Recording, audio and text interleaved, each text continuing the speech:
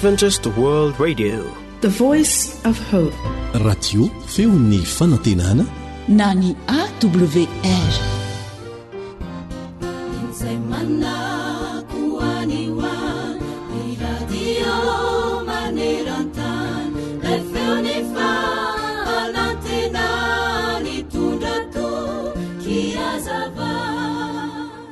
Fony ambola kely ny fijoroana vavolombelona ty lehilahy anankiray dia nafinaritra ny lalao baolina niaraka tamin'ny namako. Ny ankizy anankiray avy eo anoloan'ny trano ary ny anankiray hafa kosa ary ambadiky ny trano. Ny tanjonay ho izy dia ny anipazan'ilay olona anankiray an'ilay baolina mba ho lasa faran'izay ambony sy mafy tokoa ka ho tonga amin'ilay olona ry ambadiky ny trano miandry ary. Rehefa anjarako ny nanipy an'ilay baolina kely ho izy dia indrisy fa kely ny herin'ny tanako izay nanipy ny baolina ary tsy ampy mihitsy mba hahatongavan'ilay baolina any amin'ilay olona izay miandry izany ary ambadiky ny trano ary. Satria rehefa nanipy an'ilay baolina ka vao tonga teo an-tampon'ilay tafitrano ny baolina dia nikorisa miverina taty amiko indray. Dia toy izany hatrany. Manipy dia miverina mikorisa, manipy dia miverina mikorisa ilay baolina. Eny tokoa ny kristianina sasany dia toy izany mihitsy. Miaka-midina, mety eo amin'ny lafin'ny fahazotoana mivavaka angamba izany, mety eo amin'ny lafin'ny famakiana baiboly, mety ny ara-pinoana mihitsy koa aza. Mety hoe mazoto mivavaka ny olona anankiray, saingy fahazarana fotsiny ihany ny anaovana izany. Misy ireo olona izay tonga ny ampiangonana mba ahazo fahalalana fotsiny ihany. Misy ireo olona tonga any mba hitady an'Andriamanitra mifony tokoa. Ary misy ireo olona tonga ny ampiangonana mba hanatrika fotsiny ihany ireo zava-misy ao amin'ny fiangonana. Misy ihany koa anefa ireo tonga any mba hizara amin'ny hafa ny fitiavan'Andriamanitra. Zao anefa, raha tianao ny ampitombo ny finoanao dia mahazotoa mizary izany amin'ny hafa. Manaova mihitsy lisitra ny olona sy ny zavatra tokony hivavahana ka tsy adinoana mihitsy. Andriamanitra dia manaiky hanokatra ny varavaranao mba hitarianao ny namanao sy ny fianakavianao hanantona azy. Andriamanitra ihany koa dia afaka manampy anao amin'izay rehetra ataonao rehefa tena mikatsaka izany fitiavan'Andriamanitra izany ianao ka mizara izany amin'ny hafa. Raha fahazarana fotsiny ihany mantsy no toe-tsaina hafahafa sy tianao iarahana amin'Andriamanitra dia tsaroa fa tsy hahavita na inona ianao, satria izao no hafatra Jesosy amintsika ao amin'ny Jaona 5:10 ny 9 manao hoe: izany voaloboka ianareo ny sampany, izay miray amiko ary izao aminy dia mamobe izy, fa raha misaraka amiko kosa ianareo dia tsy mahay manao na inona. Amen.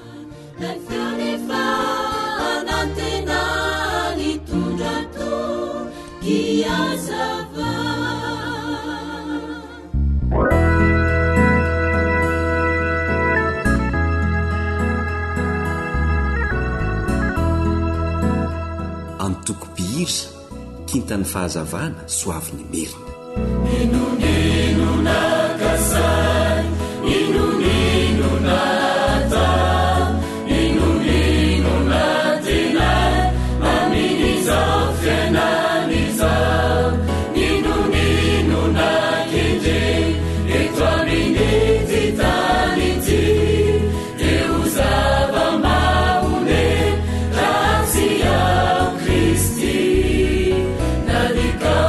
Sima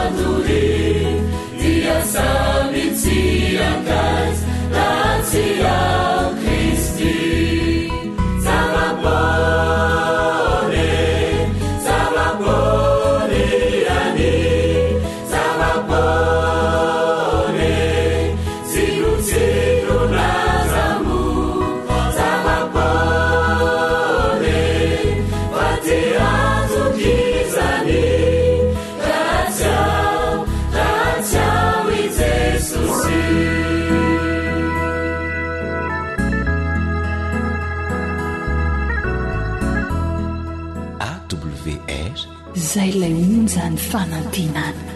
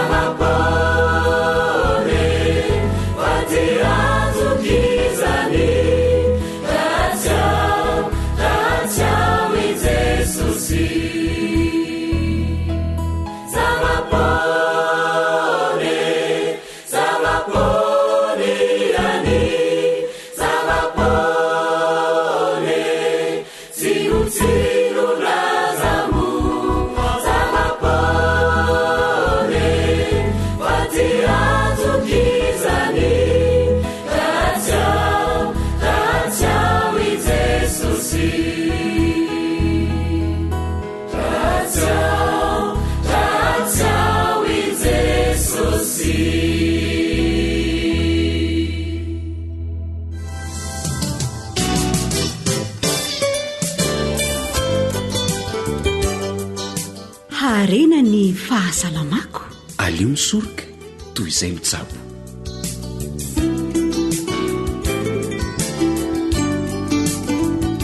Fivaliana trano no iarabananao manaraka ny onjam-peon'ny feo fanantenana.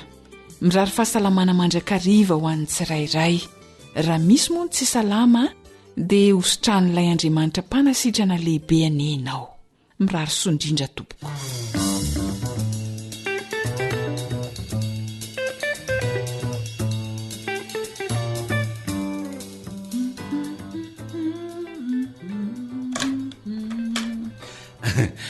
Mandrosakery vola efa vitako ny sasa viliandrifa mba ravaloma tsy izay androany. Ay, tsara zany. Fananinona raha mba natokana hatramin'ny sakafo efa tonga aloha zany faly e. Za tena leo be an'le amboteazy mihitsy mahatsiravina. Fa mbola be zavatra taongandriko e. Aleo ary fa atokoko ny sakafo e. Zay ay. Tsy maninona izany. Ary mba mitsikikely ry zandry inona ary ty motomoto davy ty? Aleo any zany amboteazy zany. Sy haiko zany mitsika zany ry faly sady ny fiainako tsy misy fotoana itsikiny zany fa be olana. Afinareo tsy mba manan'olana. Za zao mbola hianatra be indray fa fanadinana izay rapitsoko. Zandry taizany rainy tsy nisy olona tsy manana olana zany e. Inaoko? Fa tsy izany no atao antony tsy hitsikiana sy tsy hifaliana. Zao no teneniko amindria. Raha mitsiky sy mifalindry dia manampy andry hiatrika ny olana eo amin'ny fiainana izany. Zay dia teniko izay. Taiza koa nisy an'izany ry faly sady raha zany asa mbola miandry azy zany tsy mampite hitsika izany rangaha. Zandry marenina ianao e.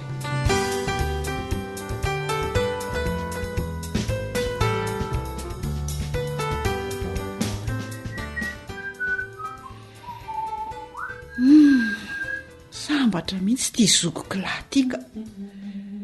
Tsy mba hitako misorotra eny amin'ny endriny mihitsy izany olana na any ampiasany na eo amin'ny fiainana. Araha famiramoranana avokoa ny zavatra rehetra ataony. Tsy mba hitako mihitsy izy izay mba menomenona sy be taraina. Sambatra izy ka za ty mifarirotra lava, be olana, tezi-dava, tsisy tsy miteny mararony dia mba hovaiko ty fomba fiainako ty fa zao ahy tsy mba mananamana ntsony fa dia mifantoka amin'ny olana loatra sady masika dia tsy tiany ankizy miresaka amiko. Tena tsapako mihitsy hoe masika ahy mandevitra mihitsy le zokoko amiko.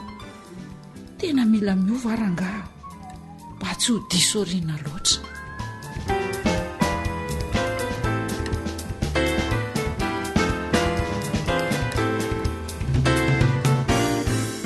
Mahafinaritra tokoa ny mahita olona faly sy mirana mandrakariva.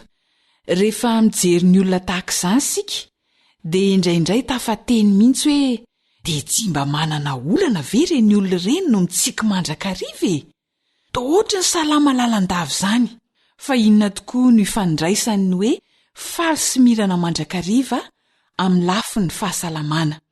Dokotera Harizava Razafinjatovo no ndeha hoe notsika manazava mahakasika ity faly sy mirana mandrakariva ity, na lazaina koa hoe en bonne humeur. Manantitra ny fiarabana tompoko vavy ary manolotra ny fankasitrahana tompoko lahy amin'ny fankafizanareo ny fiangonan'ny radio AWR sampana fahasalamana. Ny firariana dia ny azahoantsika mianakavy fahasalamana amin'izao andro sy fotoana be karazana aretina izao. Ny lohatenitsika androany dia ny hoe ahoana moa izany hoe en bonne humeur izany. Ny malagasy dia matetika miteny hoe ny mitsiky lava dia mahatanora. Ny olona mitsiky dia olona faly. Izany hoe en bonne humeur. Ankoatrany hoe mitsiky am-piatsaram-belatsiana, mitsiky tsy ravo izy ny fitenenana. Misy zavatra tsy azo lavina. Ny fiomezana na ny antsoina hoe rira dia tsara. Tsara ho an'ny fahasalamana koa. Misy fianarana izay manome fatra io fanafody io. Miome 5 minitra isan'andro ny fitambarany anatin'ny ray andro dia tsy misy voka-dratsy ary tsy mifidy taona. Vokatra terany misokatra ny lalan-drà, mitovitovy amin'ilay olona manao sport reny ihany. Tsara avokoa ireo parametra ho an'ny fo sy ny lalan-drà, na ny tension izany na ny fitepon'ny fo. Tena ara-tsiantifika no ahafahana milaza fa ny fiomezana dia tsara ho an'ny fo. Afaka manampy amin'ny fisorohana karazana aretina koa ny fiomezana. Psychoneuroimmunologie dia sampam-pitsaboana vao tsy ela no nisy azy izay mampifandray ny saina sy ny fiasan'ny taova. Azavain'io sampam-pitsaboana io hoe ny fifaliana amin'ny zavatra kely dia misy fiantraikany amin'ny fahasalamana. Betsaka ny aretina lasa miasarotra no ny adi-tsaina, état dépressif. Misy fiantraikany amin'ny taova ny fijery mihiba ka miteraka aretina. Fambolena toe-tsaina mihiba, misy alahelo amin'ny hafa na lolo-po, antsoina hoe rancœur, tsy tsara ny fahasalamana. Ny fampiarana amin'ny fiainana ny famelan-keloky ny baiboly dia misoroka ny tsy fahitan-torina ny insomnie, ny aretim-bavony na ny trouble digestif, ny migraine na ny aretin-doha, ny avizanana izay matetika mpahazo an'ireny olona mpanao andolo-po ireny. Ankasitrao ny lafitsaran'ny hafa ahafahanao mamboly toe-tsaina miabo. Rehefa tezitra dia sy totondro ny coussin na ny ballon de boxe analanao ny atezeranao. Ny olona faly lava dia tsy lavy ny olana eo amin'ny fiainana, fa afaka miatrika tsara amin'izany olana izany. Fa ny be fezaka amin'ny zava-miseho dia mora marary. Ny fahatsapana fahasambarana dia miankina amin'ny tsirairay, na tianao hitombo izy dia ianao ihany no afaka mampitombo azy. Ianao ihany koa dia afaka mampihena an'izay. Tsara marina koa fa ny fiomezana dia manampy betsaka amin'ny fandevonan-kanina. Mba halao olona tsara nge rehefa reny amin'ny fetim-pianakaviana na tonotaona reny, fiaraha-misakafo ny olona maromaro. Matetika amin'ireny dia ilay antsoina gasy hoe hanim-pitoloha ary saika voky be. Nefa rehefa misy ilay mpanao blagy na pampime dia vetivety dia tsy hita ilay avokisana fa vetivety dia te hisakafo indray. Ahoana indray ilay hoe méditation, ho an'ny mpino a dia mila fanginana mandinika ny tenin'Andriamanitra isan'andro, azahoana fifaliana sy tanjatsaina. Rehefa faly tsy maneho vesitra ny saina dia sambatra ny vatana. Fomba iray ohatra, rehefa mijery dia zavatra tsara foana jerena, eritreretina, ilay saintsaina nofinofisina dia mitarika fifaliana. Mankasitraka indrindra dokotera.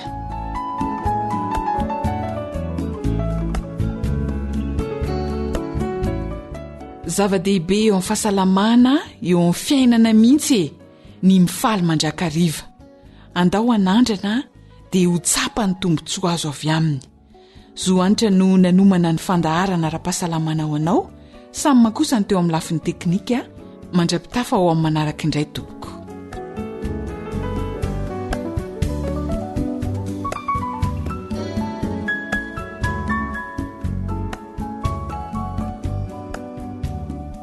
Radio AWR, ilay feo mitondra fanantenana isan'andro ho anao.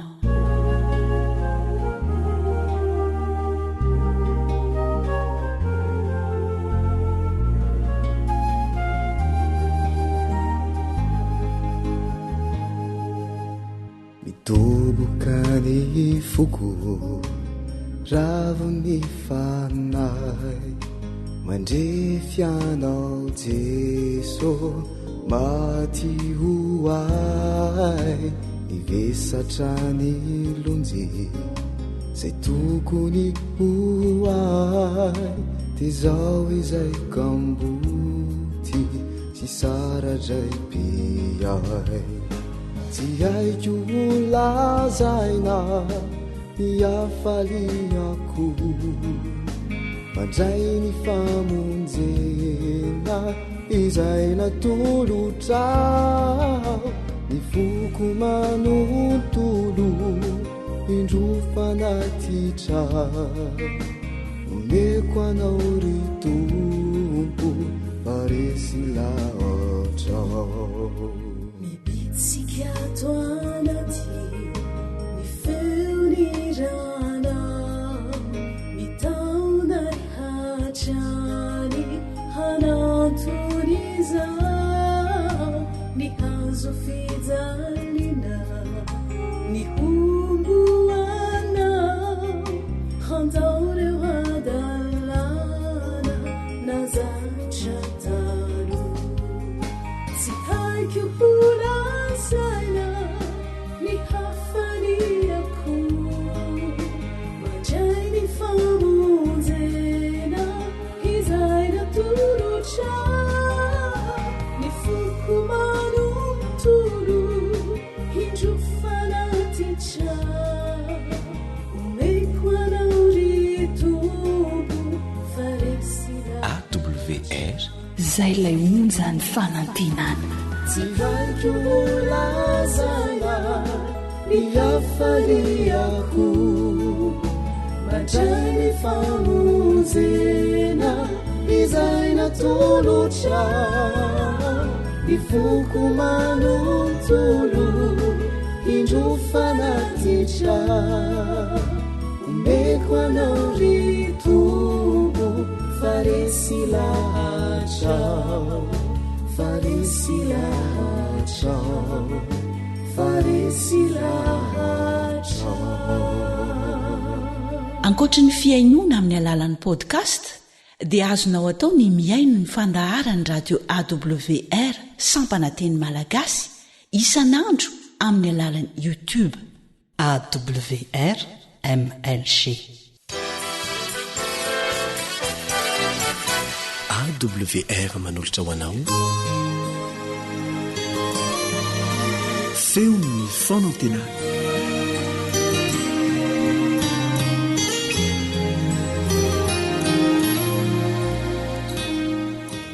Lidera ny aja ny saotra ny voninahitra ho an'Andriamanitra mpamorona sy mpahary izao rehetra izao, mpamono sy mpanavitra antsika, antom-piainantsika, antom-pivelomantsika, antom-pietsehantsika.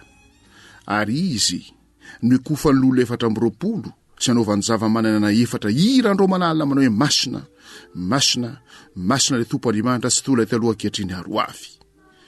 Ho antsika rehetra kosa ny famelan-keloka ho antsika rehetra ny fitombona ra-panahy, ho antsika rehetra ny fahazavan-tsaina handray ny tenin'Andriamanitra ho fanilo sy fanazavana ny lalantsika.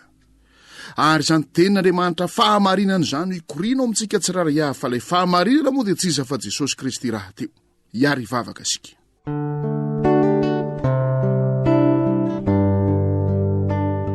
Ry Andriamanitra mpamorona sy mpahary izao rehetra izao, ny teny fotsiny ianao dia nisy ny mazava, nisy ny abakabaka, nisy ny zavamaniry maro samihafa, nisy ny masoandro sy ny volo ianariny kitana, nisy ny biby anaty rano sy ny voromanidina amin'ny abakabaka, nisy ny biby mandady sy mikesaka amin'ny tany. Enina molavola tany mangy ianao, ary nasinao fofona any mahavelona dia nisy izay olombelona misaotra midera mankalaza anao zahay. Fa ianao no mbola manomena aina sy fofona any ihany koa, ianao no mbola antom-piainana antom-pivelomana antom-pihetsehanay, ary ianao no manome zao tombontsoa lehibe zao azaonay mianatra ny teninao, mandinika ny teninao, ampeo zahay, ampiatra ny voalaza ny teninao eo amin'ny fiainanay tsiraray avy, avonina anay ho any an-danitra. Fa ity tany ity dia efa rava, mitresaka, miorooro, mivembena, enipotraka ka tsy tafarina intsony. Eny tompo malala, fantatrao ireo zavatra rehetra mbola mety misakatsakana, fantatrao ireo zavatra rehetra izay mbola mibahana eo anoloanay, ka hatonga anay tsy ho vonona hitsenanao amin'ny raolanitra. Manantena ny fanapily-lanitra manontolo izahay, handravarava ndrenrehetra ireny. Jesosy malalo, ampio zahay iroso hatrany, ka hitombo hatrany, hatratra ny ohatra ny fahafianonao. Dia amin'ny anaranao Jesosy malala no angatana izany vavaka izany. Amen.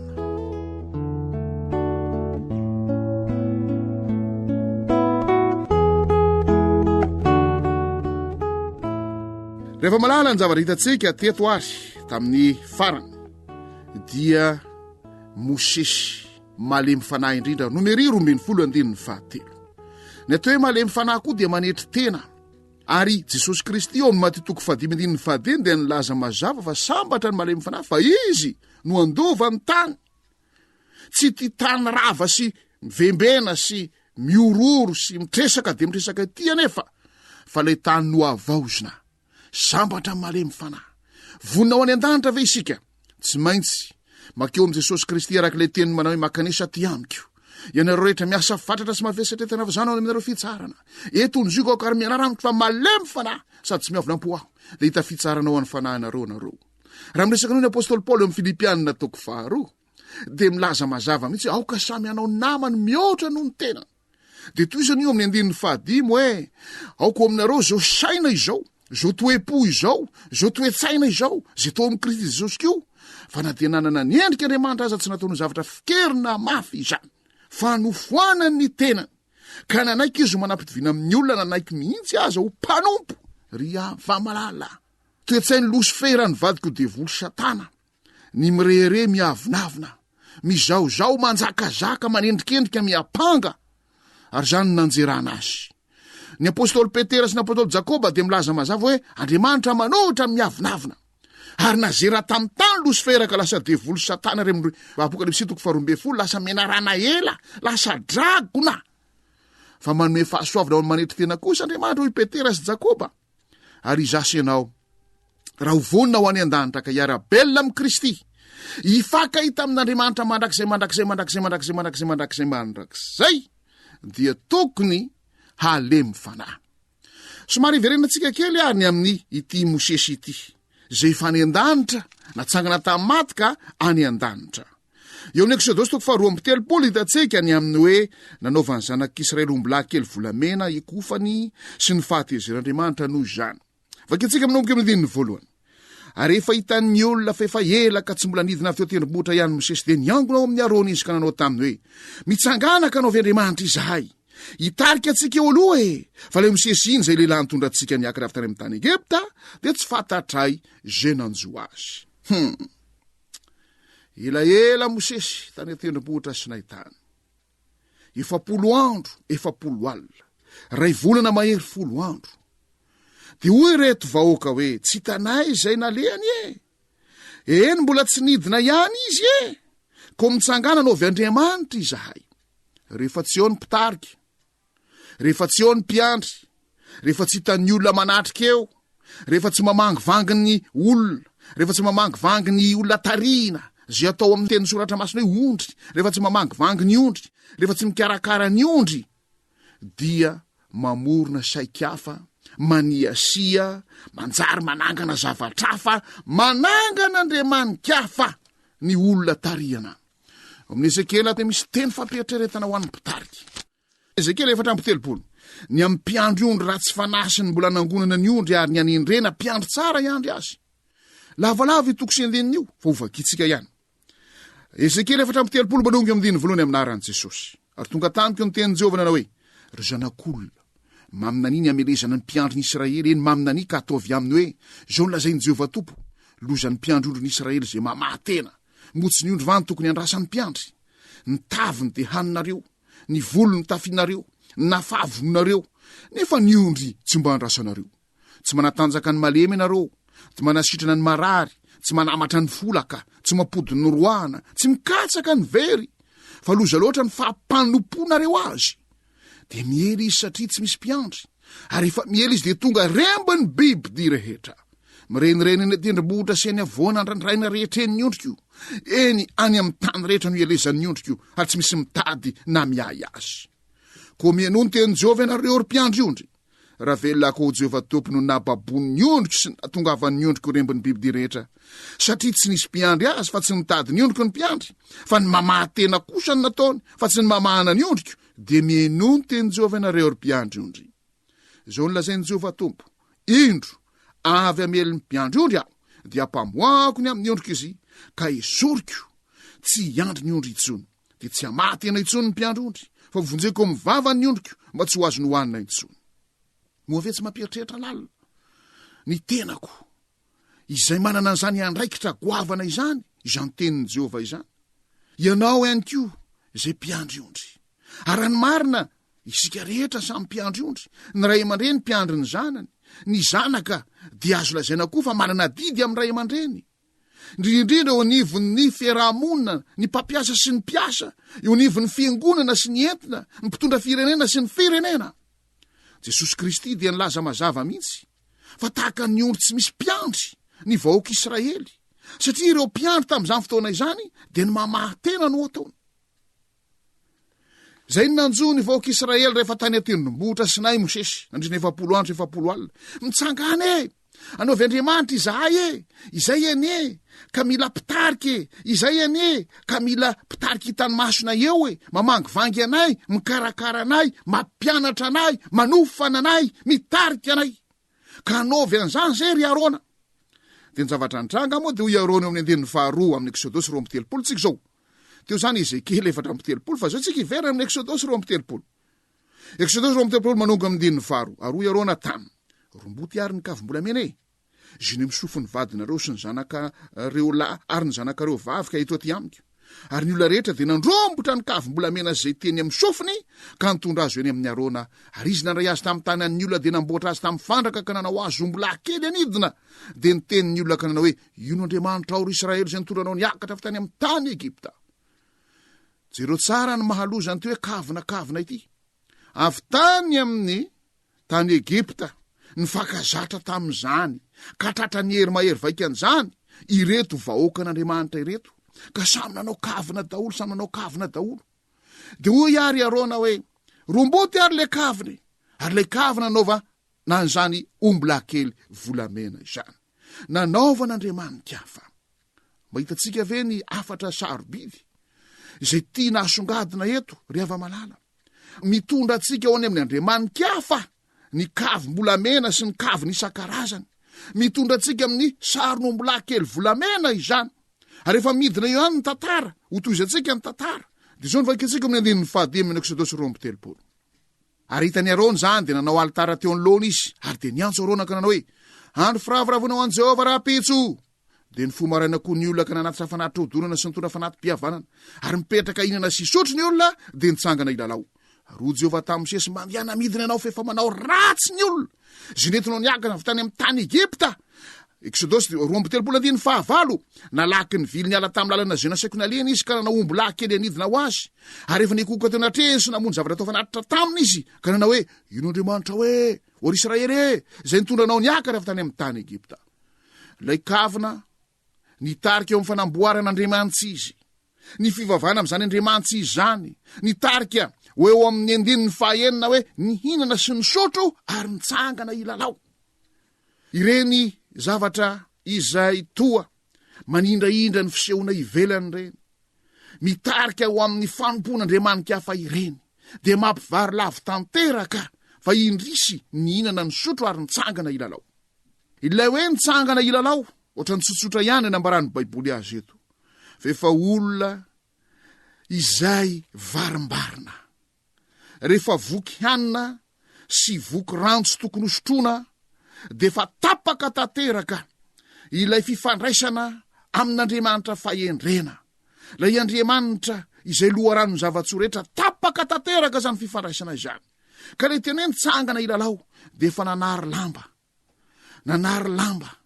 ary indro fa raikitra amin'izay ny manolakolana ny tena amin'ny faritra maro samy hafa, ary raikitra amin'izay ny fironana ho amin'ny firaisan'ny lahy sy ny vavy fijangajangana.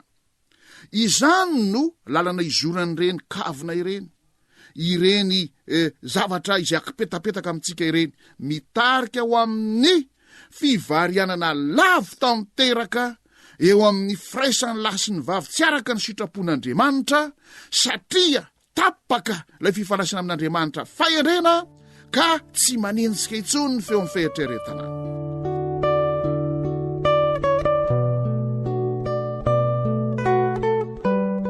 Iava malala vonina ho any an-danitra marina ve isika?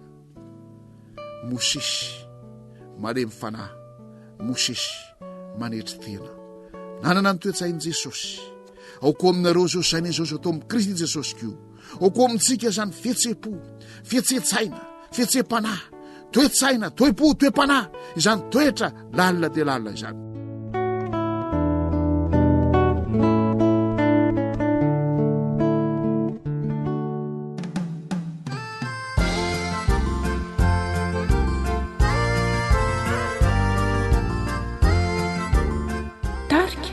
Dolifa ireo fomba nanandevo ialao, rombotromba ao ny zomba avelao, fanompoa fijoroany mohara, na ny taiza na hazatra fa tsy tsara, dianao any Jesosy longoko, Antoanao any Jesosy havako, aminao ny mazava miravoa, raisoreny famonje na miobe, dianao any Jesosy longoko, Antoanao any Jesosy havako, aminao ny mazava miravoa, raisoreny famonje na miobe.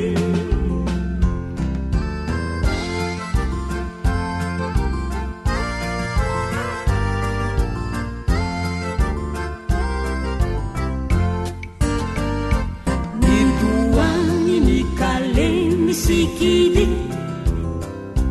toa mamy farazohina mangidy, toka gasy henantsampo tsy mahaso, na dokotera hôpitaly fadiko, dianao any Jesosy longoko, Antoanao any Jesosy havako, aminao ny mazava miravoa, raisoreny famonje na miobe, dianao any Jesosy longoko, Antoanao any Jesosy havako, aminao ny mazava miravoa, raisoreny famonje na miobe.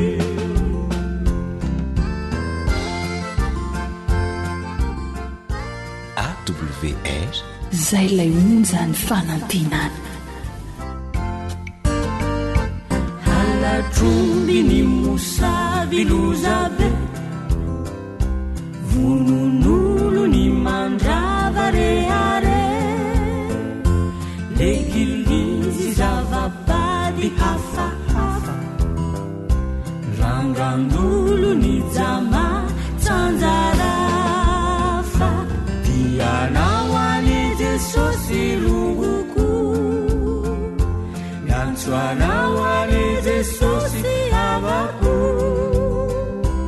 aminao ny mazava miravoa, raisoreny famonjena miobe, dianao any Jesosy rongoko, antsoanao any Jesosy havako, aminao ny mazava miravoa, raisoreny famonjena miobe.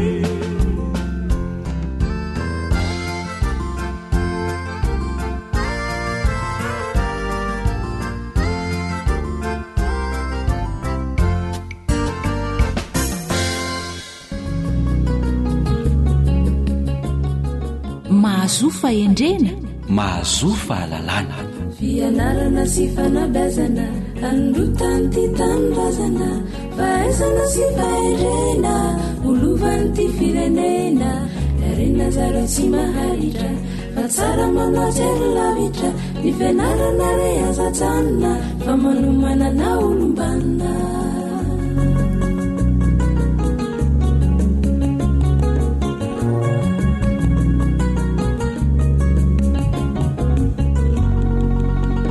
Maika manao ahoana aza hono ravitoto tsy mba fitetika, ary naminona manao ahoana koa aza tsy andrapaka amin'ny mamay ambilany ka namaika ny resaka aminao azy izahay izay mirahalahy dia namana rila zany a, dia tsy hainay ny tsy arabanao mpiainiko dia miaraba tompoko lahy, miaraba tompoko vavy, miarabanao namana rila.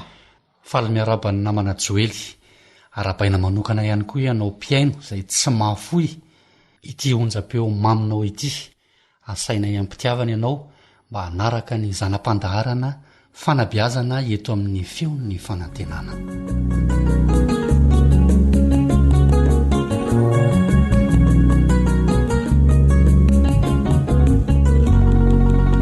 Lohahevitra iray anisan'ny lehibe no horesantsika an'io. Lohahevitra izay mahakasika ny ray aman-dreny sy ny zanaka, satria fantatra fa misedra olana ny ray aman-dreny eo amin'ny fanabiazana ny zanany. Ya, fa enitsika matetika ary ambetiny resaka ny ray aman-dreny maro dia ny hoe be famaliana ny zanako, maditra ny zanako, tsy manaraka izay tenenina ny ankizy, ny zatovo, ny tanora, nitsoaka ny alan'ny tranon'ny ray aman-dreny ny zatovo tary, ny zanakianina sy ny sisa sy ny sisa. Zao anefa no tsara fantatra, indraindray dia ny ray aman-dreny no fototry ny olana mahatonga n'izany zavatra rehetra izany. Arak'izany namana Joely dia iresaka isika mikasika ireo ray aman-dreny efatra samihafa sy ny manodidina izany. Ya, andiary ho tanysaintsika ireo ray aman-dreny efatra samihafa, inona avy moa izy ireo namana Joely? Ya, marina tokoa zany namana Lila, fa farafakeliny ny ray aman-dreny zany dia efatra samihafa eo amin'ny fiarahamonina. Voalohany amin'izany dia ny ray aman-dreny mpanapatra fahefana, nolazain'ny teny frantsay hoe parent autoritaire. Ny faharoa dia ny ray aman-dreny tsy mivaky loha na parent négligent.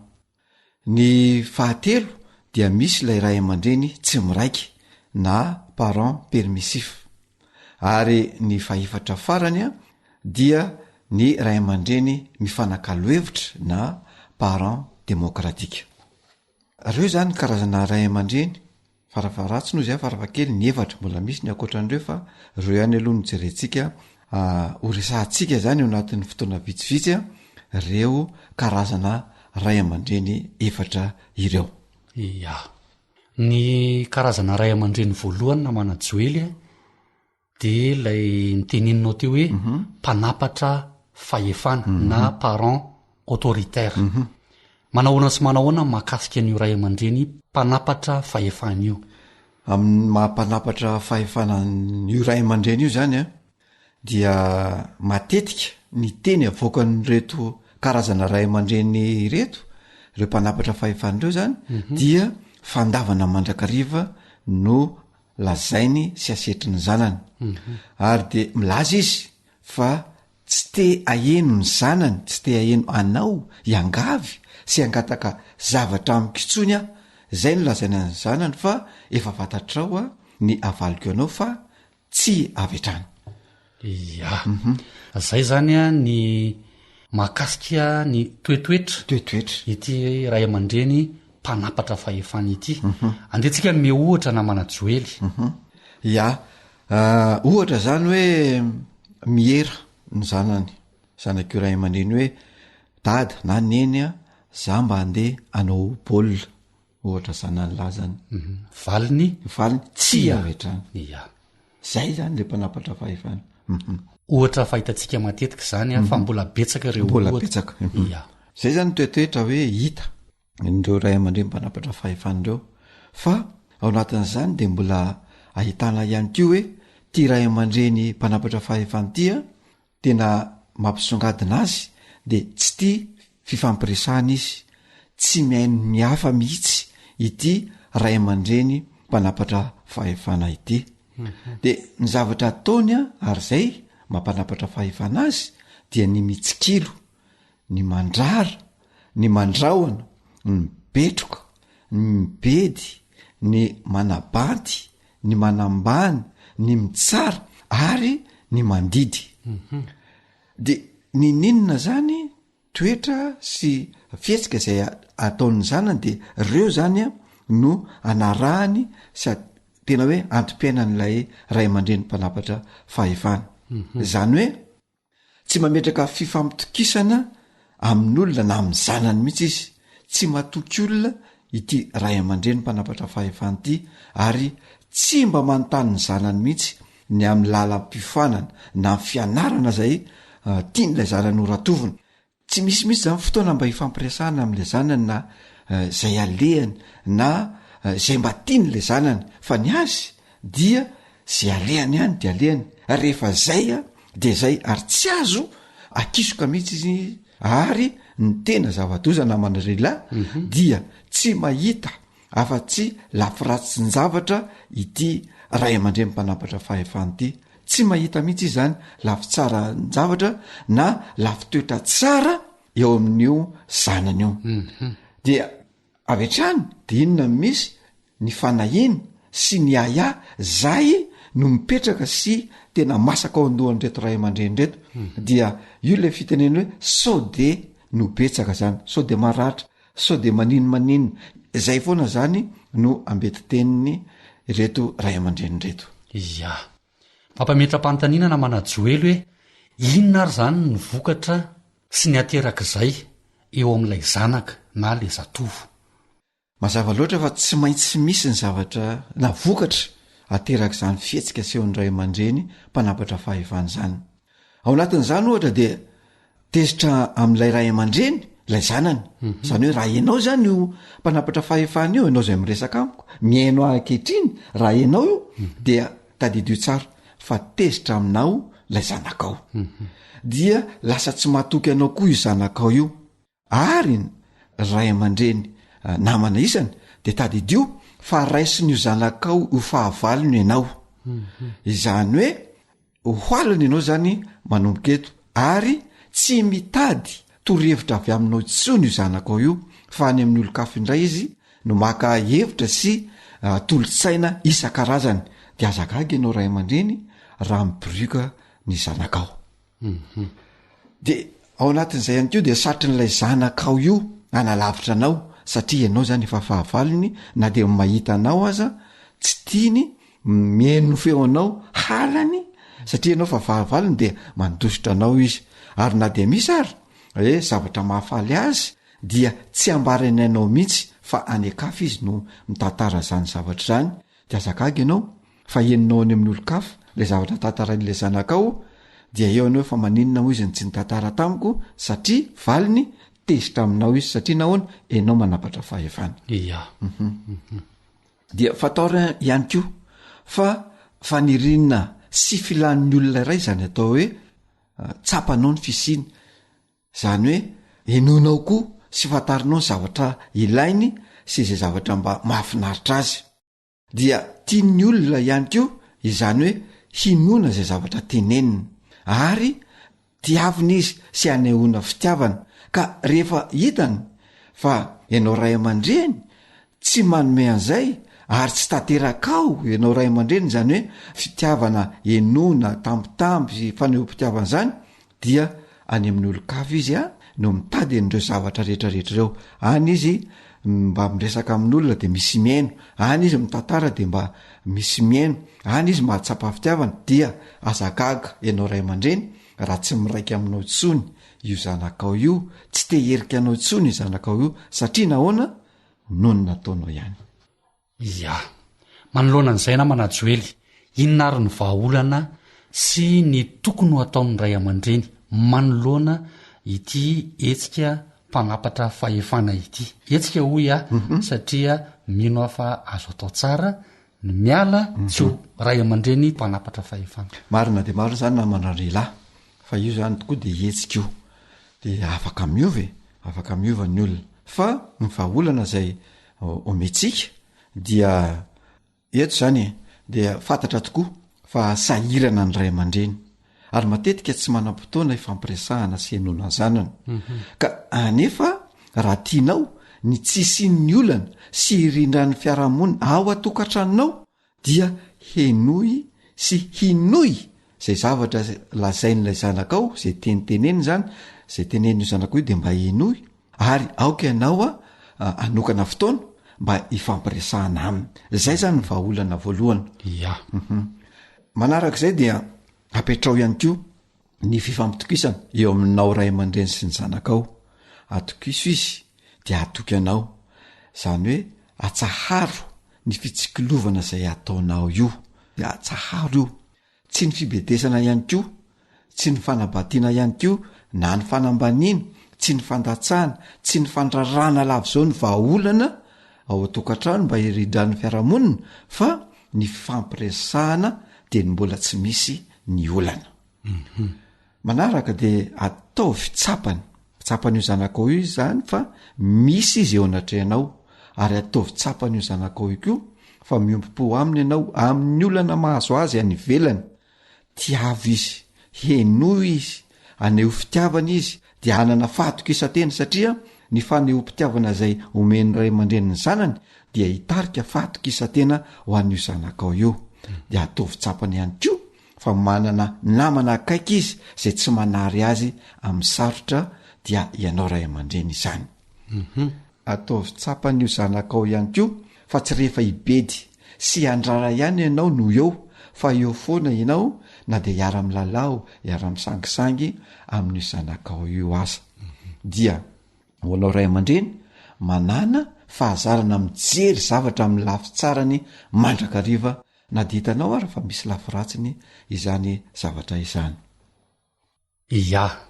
mino izahay fa nitondra fanampim-panazavana fanampim-pahalalana ho anao ray aman-dreny amin'ny hitondranao ny zanakao ny resadresaka zay mifanaovana teto mifandaharana androany satry de satry ny hiaraka kanefa no ny fotoana manampetra de voatery tsy maintsy hisaraka ka de mirary ny soa sy ny tsara indrindra ho anao ny namanao Joely Lantormisa sy Rila mandra-pitafa tompoko mandra-peona tompoko Nazaro tsy maharitra fa tsara manajery lavitra ny fianarana re azatsanina fa manomana na olombanina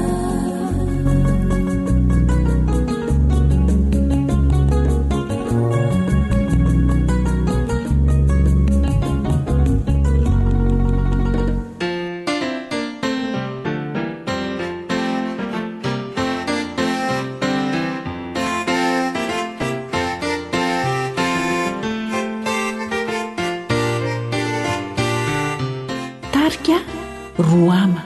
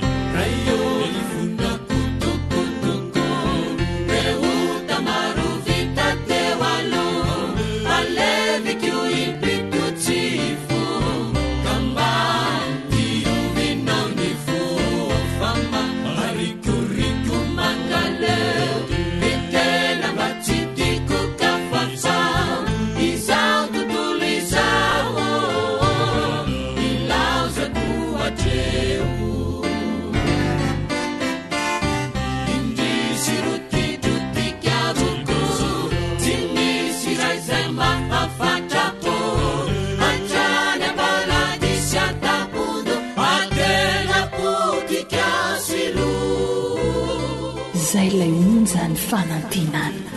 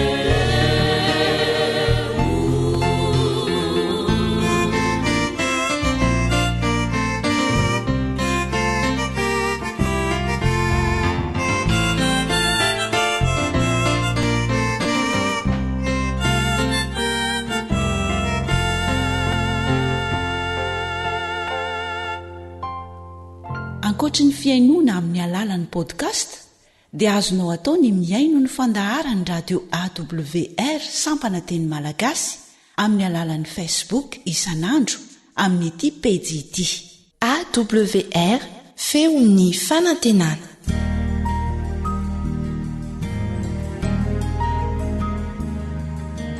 Fananteninao no fahamarinana. Taridalana manokana fianarana baiboly avoaka ny fiangonana advantista maneran-tany. Iarahanao amin'ny radio feon'ny fanantenana.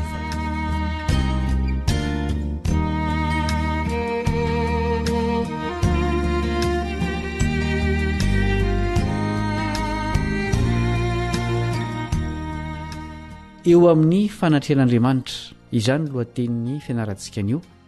Miaraba sady manasanao ahatratra amin'ny farany ny mpiaramianatra aminao Kaleba Ndretsikivy.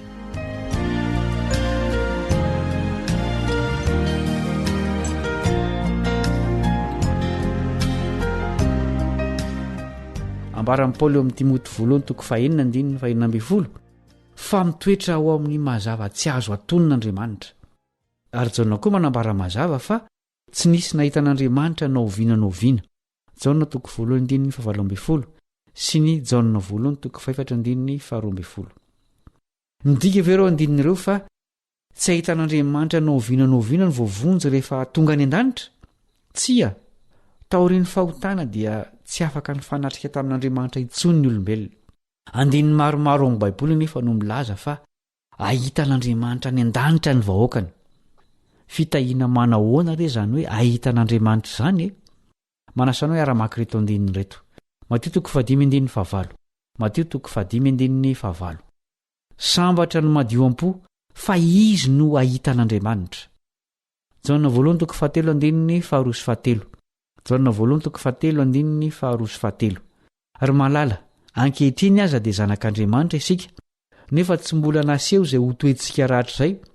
Fantatsika fa raha iseho izy dia ho tahaka azy sika, fa ho hitantsika izy dia izay tena endriny tokoa.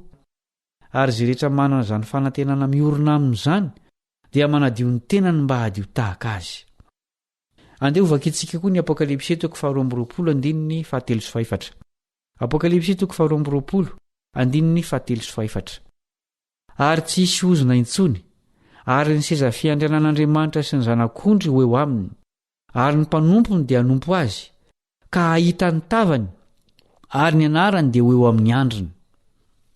Raha nylazy Jaona fa tsy nisy nahita an'Andriamanitra Jaona 1:7 dia milaza koa izy eo amin'ny epistily voalohany soratany 7:7 fa ho hitantsika izy dia zay tena endriny tokoa. Misy mpandinika amin'ny Baiboly izay miady hevitra hoe iza moa ny resahan'i Jaona amin'izany, Andriamanitra ray sa Jesosy zanany? Mazava nefa ny fanambaran'i Jesosy fa ahita an'Andriamanitra ray mihitsy sika. Izao no soratan'ilay mpanoratra kristianina Ellen White, boky Hery mifanandrina, takila 7 hoy izy: mahazo tombontsoa amin'ny firaisana mivantana amin'ny ray sy zanaka ny vahoaka an'Andriamanitra, fa ankehitriny sika mizaha fitaratra ka tsy mahita marina, nijery ny taratry ny endrik'Andriamanitra sika tahaka ny amin'ny fitaratra eo amin'ny asan'ny zavaboary sy eo amin'ny fifandraisan'Andriamanitra amin'ny olombelona, fa amin'izay kosa ahita azy mifanatrika sika, tsy hisy anakona sy anembatsembana intsony. Ijoro eo anatrehany sika ka hibanjina ny voninahiny eo amin'ny endriny. Zava-dehibe amin'ny aza ho tsika hifanatrika amin'Andriamanitra ny fo madio araka ny tenin'i Jesosy efa nivakintsika teo aloha. Madio sy masina Jesosy, ka ny olona izay manantena ny ahita azy dia tsy maintsy manadio ny tenany araka ny voalaza ao amin'ny Jaona 1:7. Tsy loto ara-batana akory ny tondroan'i Jaona, fa ny loto ara-panahy dia ny fahotana izay mampisaraka antsika amin'Andriamanitra. Mazava ny fampianaran'ny Baiboly fa mbola misy zavatra maloto sy madio eto an-tany, fa tsy marina ny hoe efa madio avokoa ny zavatra rehetra. Ny fanahy masina no maneho amintsika ny loto izay tokony esorina eo amin'ny fiainantsika.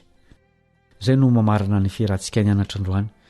Mametraka ny mandrapitafy ho amin'ny fizarana manaraka ny mpiara-mianatra aminao Kaleba Ndretsikivy.